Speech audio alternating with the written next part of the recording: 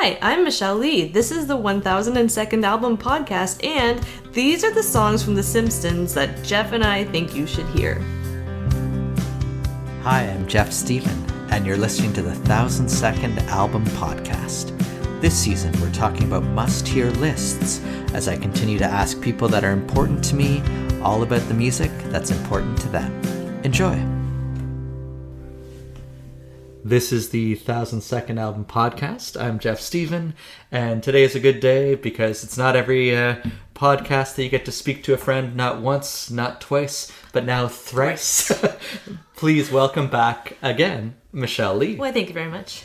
Nice. So the topic of choice today is The Simpsons, and I guess to begin, can you tell me a bit about your history with The Simpsons? So they debuted in 1989. I would have been 6 at the time, which maybe seems a bit too young to be watching that show, but I don't know. I guess, I was an 80s child, so my parents, they didn't care as long as I was still breathing. I do remember, we watched as a family a bit too. My dad absolutely loved Homer and was always just laughing at him and I think identifying with him a little bit too. And yeah, so just a lot of happy memories. And I remember rushing home every Thursday, or was it, I think it was Sundays to start, and one or the other. And I actually remember too, our daughters, they're in Girl Guides together, right? And I actually quit Girl Guides in 1 year because we moved to a Thursday night. And I didn't want to miss The Simpsons. We can't conflict. So it was very important. This was in the days before streaming, right? So you get to school the next day, and if you didn't have those quotes in your mouth, you were left out of all the in-jokes. So not happening. No, love it. And we were very fortunate to grow up when we did, and because the window of time when we would have been watching, many call the golden age of The Simpsons very as well. Much so, yes. and speaking of the daughters as well, I find that we probably appreciated it on one level when we were kids, but like you mentioned, watching with your dad, they had another whole level of appreciation that we've now grown into as well. Absolutely. And I find in terms of moments of parent pride, I guess at the top of the pyramid would be the kids being good humans, but very close behind would be when a week ago or so we were in a situation where we saw two things that looked almost identical, and Holly said, "I'm seeing double, 4 Krusties." And so when they can have a well-timed Simpsons reference, then it's just single tier. It's lovely. I hope I get there one day. I hope so. Yep.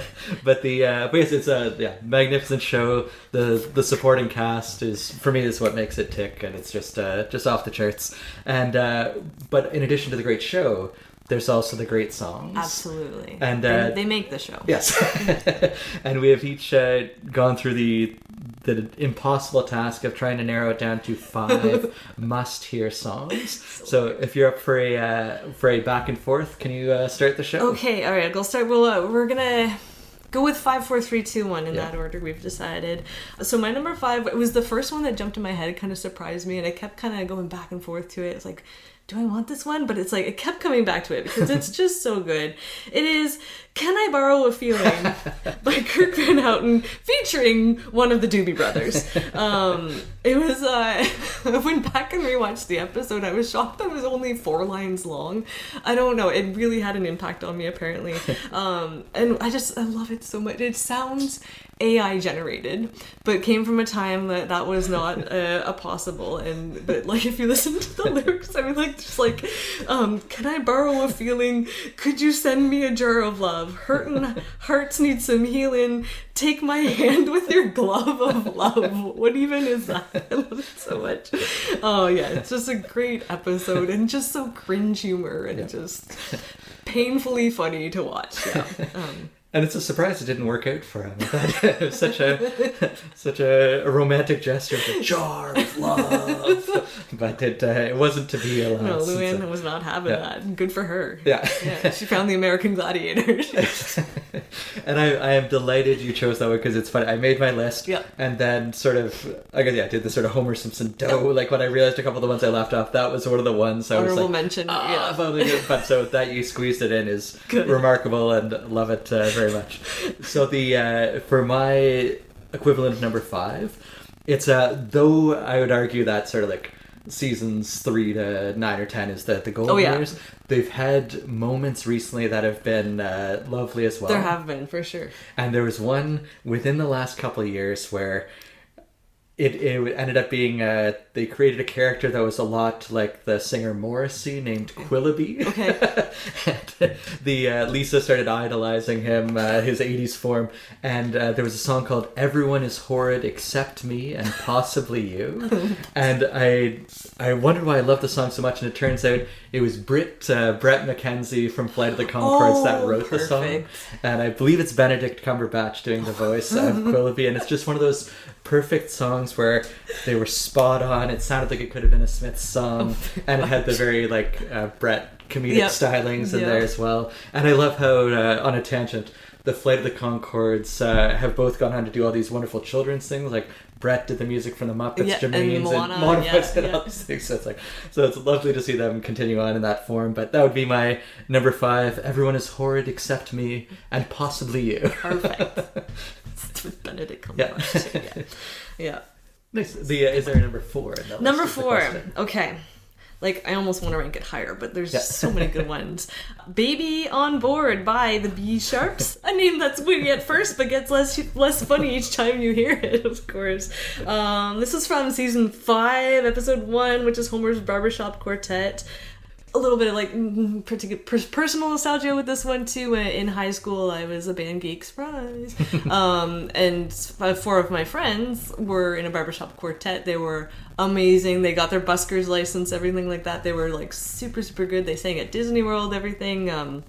And this was part of their repertoire, of course. And so, just not only the Simpsons episode that I love this song, but also just hearing my friends sing it. And it was, it's so funny. Plus the line when, when Homer's getting inspired to write a song, Marge comes home with look, I bought one of those Baby on Boards, and then she says, now people will stop intentionally ramming our car. And so now every time I'm out and I see one of those things, I just laugh. I'm not going to intentionally ram that car. Not today. If there's a Baby on Board. So great episode too. There's a sneaky George Harrison special guest where he's scarfing down the brand. What a lovely gentleman. So good. And if I can also sneak in an honorable mention to Barney and his Yoko Ono type girlfriend for their what we'll call conceptual piece number 8. Number 8. So if you know, you know. That's good. Yeah, great song. I know and yes, being a band geek, call me a square friend. I don't care. Exactly. It's that's beautiful. So and the barbershop quartet. I think George Harrison did he drive away at the end with it's all been done or something. They're singing on the rooftop. Genius. The excellent choice. My 4th one would have to do with the question: ever heard of Planet of the Apes? The movie or the planet or the Troy McClure musical?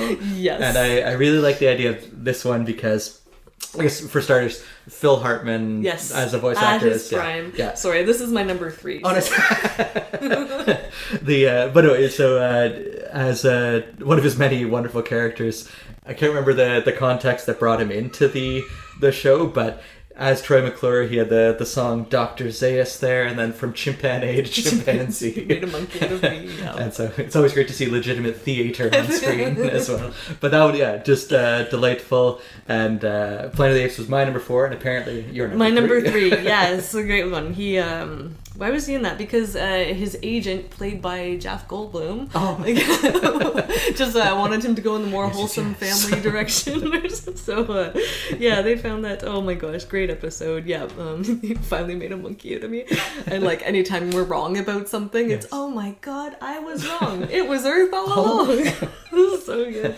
Yeah, and definitely Phil Hartman prime. I just listened to another podcast all about his life story. Oh, so sad. My goodness, I had no idea. Because, again, child of the 90s, you're just here's some funny character. You don't think about what's going on behind the scenes, and I was too young to kind of know what happened there. But that was on Stuff You Should Know. Just good choice. Yeah, good choice. Tragic though. But and that is one of those people will often discuss. When did the Simpsons, the trajectory change, or when did it peak, or when did this and there's an argument to be made for when he passed away. Yeah, I can see that. You lost that. Took so many characters with him. Yeah, exactly. And so many beauties like Lionel Hutz and Troy McClure. And so, but a wonderful actor, and a wonderful song too. Absolutely. The Planet of the musical. Yeah. Speaking of musicals, you might have seen it on the way in. we're Mary Poppins enthusiasts around here, and so the sheet music for that. Yeah. And so the Sherry Bobbins episode obviously spoke to me. And the particular song, A Booze Hound Named Barney. I forgot about that where one. It's the great sort of, like, the original Mary Poppins had the song Feed the Birds. Yes. And this one was more about, like, concerning with Barney being hydrated. And I love the turn in Moe's demeanor where Barney's like...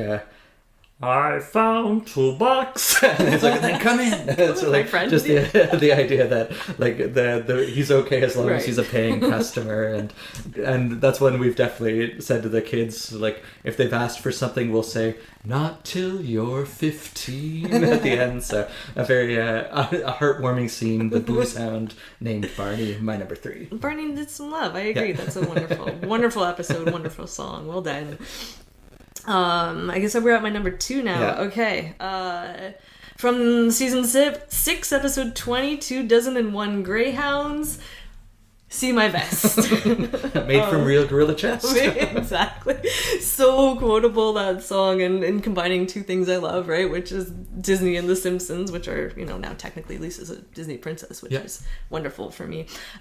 Just so funny. And the whole episode is like, it speaks to me, obviously, like as an animal rights person and someone, against breeding and everything like that. So, just a great episode. And the one where he's looking at the puppies and talking about the one who's standing up. It reminds me of the one who's always standing and walking, and Smithers names all these like Christopher Walken and logical names Bob like Barker. that. Yeah, and it ends up being Rory Calhoun. That's it. Some 30s country western stuff. I didn't know who Rory Calhoun was most of my life, and then I'm like, oh yeah, Rory Calhoun. And I'm still not entirely sure who he is, but that hasn't stopped us from referencing it. If we see someone a standing squirrel standing, he's standing like a little Rory Calhoun. Exactly. Yeah, such a good song, good lyrics, good episode. Like my loafers former. Anytime I can rhyme an animal with a article of clothing. Everybody wins. Exactly. Now I'm hoping this is a case of great minds thinking alike rather than fools seldom different. But my number 2, See My Vest. Perfect. So good. For very similar reasons all around, I'd say like these are our must-hear 5 songs, and if there was a must-see 5 characters, Burns would be on the list. I love Charles Montgomery Burns is amazing, and I also really like how there's a bit of Smithers at the end, where he's like, I really like the vest. I really gathered that, sir. So having a bit of Smithers is lovely, and that like you mentioned, the Disney details of like in Beauty and the Beast, how like it breaks down to Lumiere saying like course by course, and here when it all breaks down to him saying like my loafers, it's just brilliant. Brilliant. So see, that would be my number 2, just genius. See My Vest. Now those are 4 formidable ones each. The question is, what is the number 1? Okay, I'm betting we have the same here. Yeah. Season 4, episode 12, Marge versus the monorail. It is too, isn't it? Maybe. I mean, I've been carrying a penknife around in my pocket for 30 years, just hoping somebody's ring would fall off their pudding can. Take my penknife. Just such a good song. And again, another. This was a Conan one. Sorry, not Phil Hartman, but this was a peak Conan writing, and the episode start to finish is just like. Chef's kiss. And it's Phil Hartman though doing the voice of Lyle Lang. Yeah. So it's not the best of both worlds. Sorry, what's the name? Lyle Lang. That's the very similar voice and questionable credentials. Why would I confuse them? But absolutely, and that's and it also ties in with speaking of legitimate theater, the musical, The Music Man, about the town to town swindler, and how they had to play on that with the big monorail musical number. So priceless. Again, other parts in addition to those ones you mentioned that really spoke to me. I love that it's a bunch of the townspeople get to chime in, so they wig them with the pudding and everything. And what does Apu stand up and say? Something about it going off the is bands. Is there a chance the track could bend? Yeah. And I love the commentary too on the mob mentality when Marge is like, but the main street's still all cracked and broken. Shut up, Mom. The town has spoken. So and I think, like you mentioned earlier, like if you miss the episode, you miss the quotes. And if there were to be an episode of like the most quotes per capita, it feels like this is probably it's probably up there. Yeah. And so the kids can call you Hojo.